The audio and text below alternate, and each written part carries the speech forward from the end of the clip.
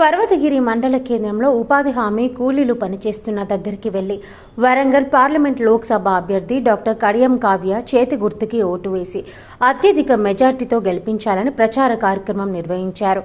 ఈ కార్యక్రమంలో వర్ధనపేట శాసనసభ్యులు విశ్రాంత ఐపీఎస్ అధికారి కేఆర్ నాగరాజు పాల్గొన్నారు.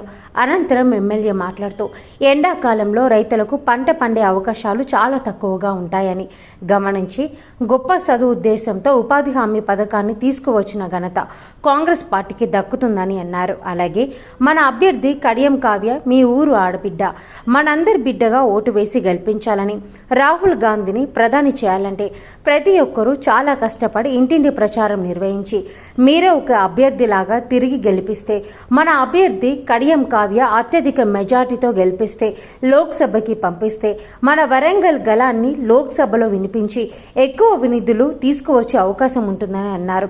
కావున ప్రతి ఒక్కరూ కాంగ్రెస్ పార్టీ చేతి గుర్తు మీద ఓటు వేసి అత్యధిక మెజార్టీతో గెలిపించాలని ఎమ్మెల్యే ఓట్లు అభ్యర్థించడం జరిగింది.